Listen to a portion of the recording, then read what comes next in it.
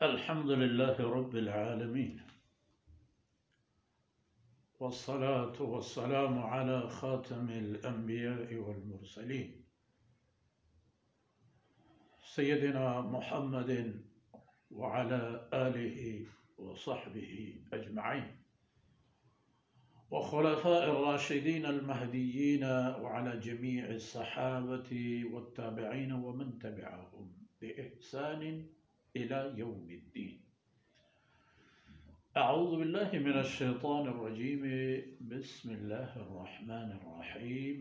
إنا أعطيناك الكوثر فصل لربك وانحر إن شانئك هو الأبتر.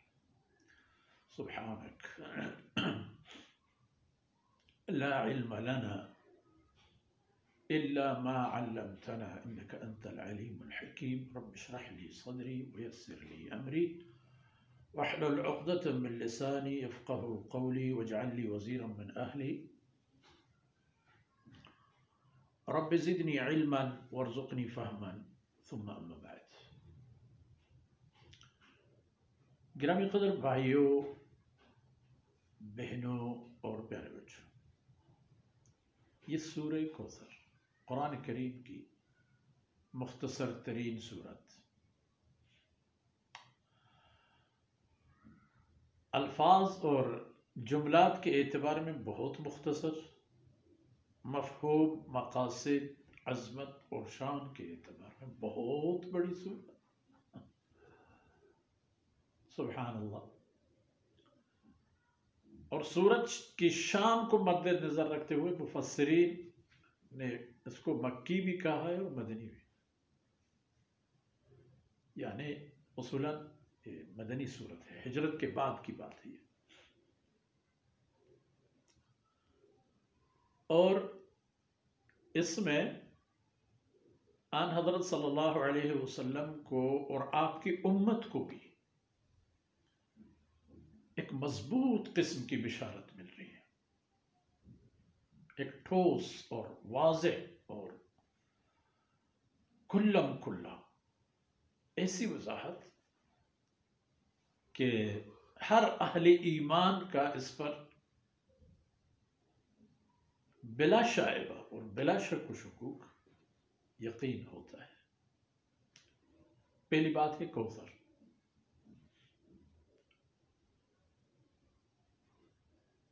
کوثر دراصل اس کا منبع اور مرکز جنت میں ہے، مگر جہاں اسے مستفید ہونے کی جگہ ہو وہ میدان محشر ہے. رسول اللہ صلی اللہ علیہ وسلم کے لیے خاص ہے کہ اس دن میدان محشر پر جناب رسول اللہ صلی اللہ علیہ وسلم بنفس نفیس اپنی امت کی میزبانی فرمائیں گے آب کوثر سے. ایک کوثر، دوسرا فصل لربک وانحر، دو وضاحتیں، دو باتیں اکٹھی. اور آخری بشارت جو ہے وہ یہ ہے کہ ان شانئک هو الابتر.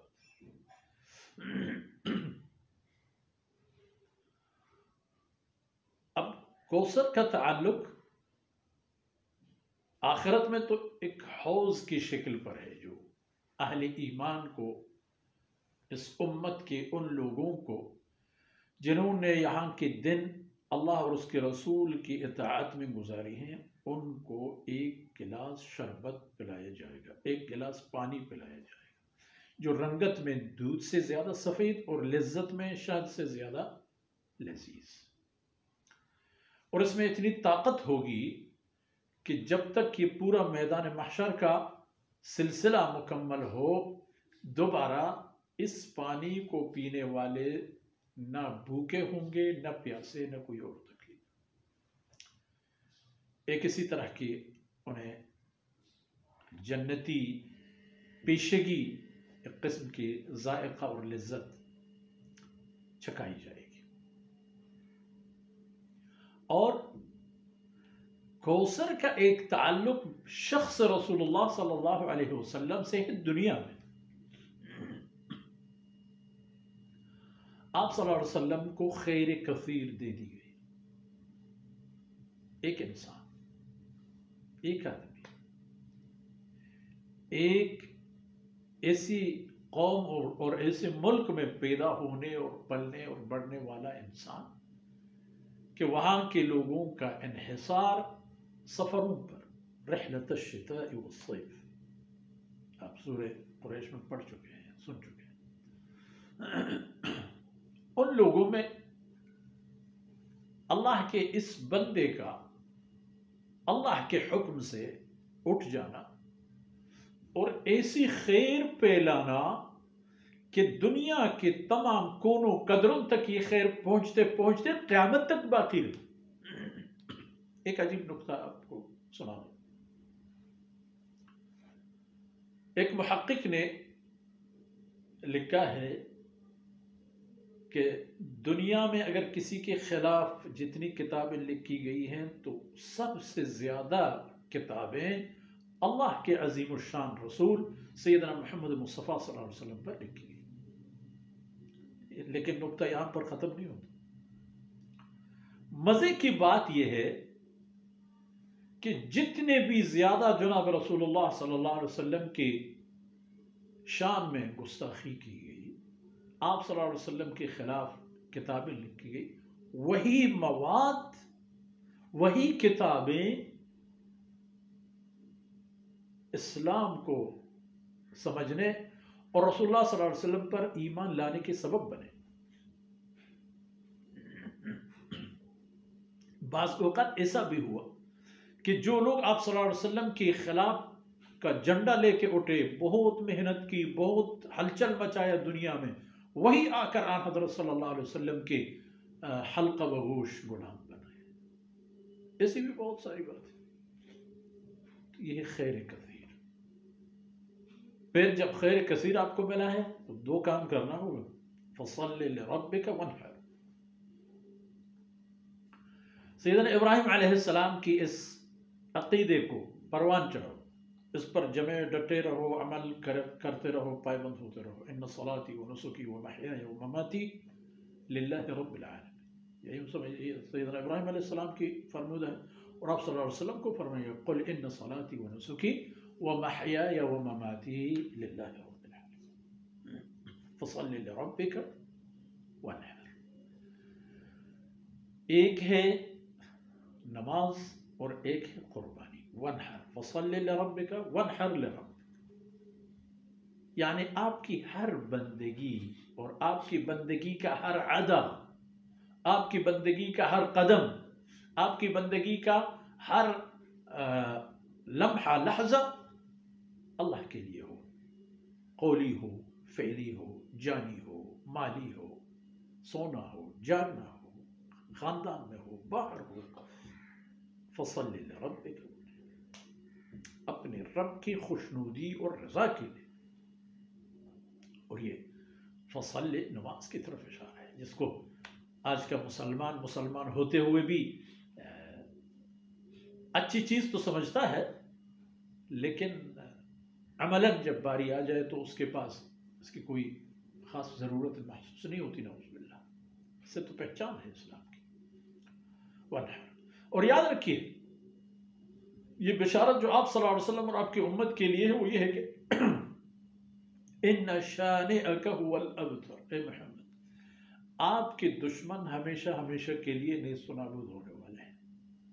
اچھا، لوگوں نے سوچا ہاں وہ تو خیر ابو جہل ہو، عاص بن وائل ہو، عتبہ، شیبہ، فلان فلان، ایک لمبی جماعت تھی جو کفر پر مرے، وہ تو وہی تک بات ختم ہو گئی. ان کے اہل و اولاد اور ان کے پسماندگان کو بھی اللہ نے نعمت اسلام نصیب فرمائے. سب سے بڑے دشمن تو قریش آپ کی. ایسا نہیں ہوا کہ نسل در نسل قریش کا کوئی خاندان کافر ہوتا چلا آ رہا ہو، ایسا کبھی نہیں ہوا. فتح مکہ کے بعد قریش میں کفر کا سلسلہ ہمیشہ کے لیے ختم ہو گیا. وہ تو بات ہو گئی اس وقت تک. لیکن آج بھی آپ صلی اللہ علیہ وسلم کی امت کو یہ بشارت ہے، امت کے لیے یہ پیغام ہے کہ جس رسول پر آپ کا ایمان ہے آج بھی اس رسول کے دشمنوں کو اللہ رب العزت منہ کے گرا دیں گے، ان کو ذلیل فرما دیں گے، ان کو رسوا کر دیں گے دو جہان میں۔ کوئی بھی ایسا نہیں ہوا زمانے میں، آج کل 100 سال پہلے، 1000 سال پہلے، جو بھی آپ صلی اللہ علیہ وسلم کی عداوت کا جھنڈا لے کر آیا یا تو مسلمان ہو گیا یا صفحہ ہستی سے مٹا۔ اور یہ جنگ اور جنگ کا ماحول موجود ہے۔ اے مسلمان، آپ کو اس بات کا احساس اور شعور ہونا چاہیے، اور اس بات کی آپ کو انتظار اور توقع بھی ہونی چاہیے کہ آپ پر ایسے دن آئیں گے کہ محمد رسول اللہ صلی اللہ علیہ وسلم کی نسبت پر آپ مار کھائیں گے، تکلیف اٹھانا پڑے گی، مشکلات سے واسطہ پڑے گا، لیکن ان مسائل کو خوش دلی اور خوش اسلوبی کے ساتھ سینے سے لگاؤ، اللہ رب العزت دنیا اور آخرت میں سرخروئی فرمائیں گے۔ ویسے اس سورہ مبارکہ کی ایک ایک حرف پر گھنٹوں بھی اگر بولیں تب بھی کم ہے۔ یہ چند حروف پر مشتمل اس مبارک سورت کی آیتوں میں اللہ نے پورے خیر کثیر سمو دیا ہے، دنیا میں بھی اور آخرت میں بھی۔ آخرت میں تو حوض کوثر ہے، اور دنیا میں آن حضرت صلی اللہ علیہ وسلم کی تعلیمات ہیں، صحابہ کرام رضوان اللہ علیہم اجمعین کی طرز زندگی، یہ سب خیر ہے، خیر کثیر ہیں جو آپ صلی اللہ علیہ وسلم سے صحابہ میں اور ان کے ذریعے سے پوری امت میں رہتی دنیا تک نسل در نسل دست بدست اور سینہ بسینہ تقسیم ہوتے چلے آئے، پھیلتے چلے آئے اور پھیلتے چلے جائیں گے۔ ان باتوں پر آج کی نشست اختتام پذیر ہوتی ہے۔ اللہ رب العزت ہماری کوتاہیوں سے درگزر فرمائے، کمیوں اور کوتاہیوں اور غلطیوں سب سے اللہ رب العزت پردہ پوشی فرمائے، اور دنیا اور آخرت کی خیر ہمیں نصیب فرمائے۔ اللہ رب العزت ہمیں ان خوش نصیبوں میں شامل فرما دے جو آپ صلی اللہ علیہ وسلم کی اس خیر کثیر سے دنیا میں بھی مستفید ہوتے ہیں اور آخرت میں بھی مستفید ہوتے ہیں۔ اللہ تعالی ہمیں، ہمارے والدین کو، ہمارے اولاد کو، ہمارے اساتذہ کو، ہمارے بھائیوں کو، ہمارے عزیزوں کو، ہمارے ان مہربان ساتھیوں کو جو اللہ کے دین کے ہر کار خیر میں ہمارے شانہ بشانہ ہوتے ہیں، اللہ رب العزت یہ خیر سب کو نصیب فرمائے۔ وصلی اللہ علی نبینا محمد وعلی آلہ وصحبہ اجمعین۔